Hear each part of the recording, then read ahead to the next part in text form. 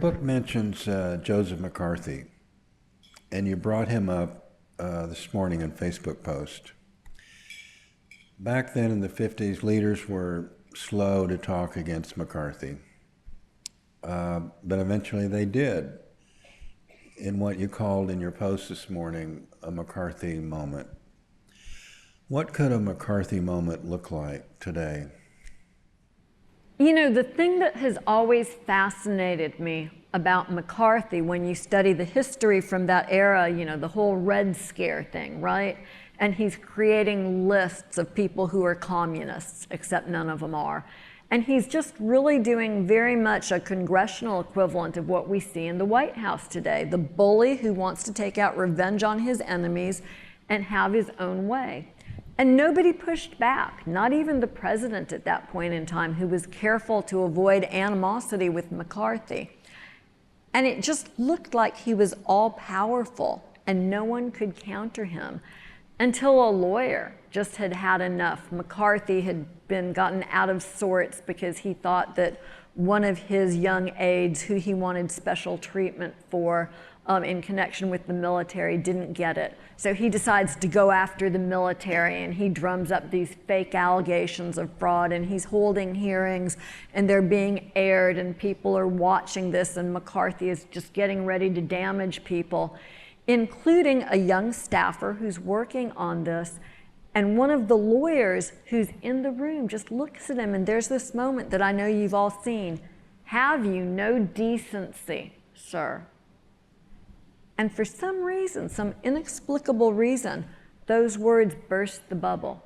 McCarthy dies a few years later, alone and friendless. I mean, his power completely evaporates in a matter of months. And I have always wondered when we would see that moment with Donald Trump, when this sort of fever dream would just break. I so strongly thought during his first term that it was inevitable that Americans would call out the snake oil salesman. And it never happened, and we re-elected him.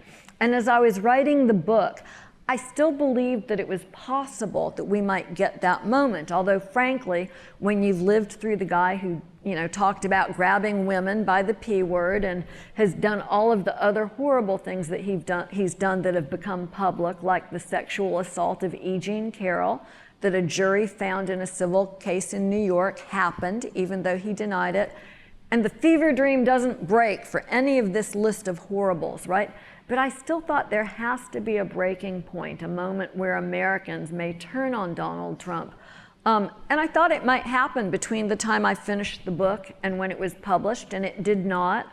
I wonder, though, and this was the point of the tweet this morning, if we aren't living through the start of that with the Epstein files. I mean, I will tell you that I started out as a skeptic. So I'm a career federal prosecutor. I've seen what's in an FBI file a time or two. I thought it was unlikely that there would be like really bad, horrible stuff in the Epstein files that hadn't already been made public, because there's so much bad stuff that's been made public. And Trump promised during the campaign that he would release the files, so I assumed that there was nothing too terrible in there. And then he started delaying and playing hide the ball once he got back into office, and my little former prosecutor radar went up. Because it would have been so easy to release it, to fulfill the campaign progress, to keep his base infatuated with him. And as soon as he began dragging his feet, you knew that there was a problem, right? That there was something in there. Maybe it was somebody else, not him, that he wanted to protect. And now we're beginning to see the truth. And I wonder if MAGA's love affair with Donald Trump might not be about to come to a conclusion. And where precisely that McCarthy moment will fall, we don't know yet. But it may well happen next week when the House of Representatives votes on the discharge petition. I'm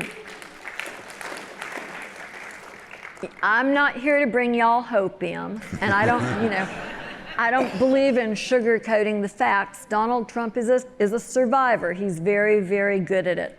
But this moment feels different, and so please, please, please, even if you're not the person who normally calls your legislators, this is the time to call them and tell them that you are demanding that they do everything that they can to obtain the release of those files, because this may well cause the public to look at Donald Trump with, without the rose-colored glasses that he's been passing out.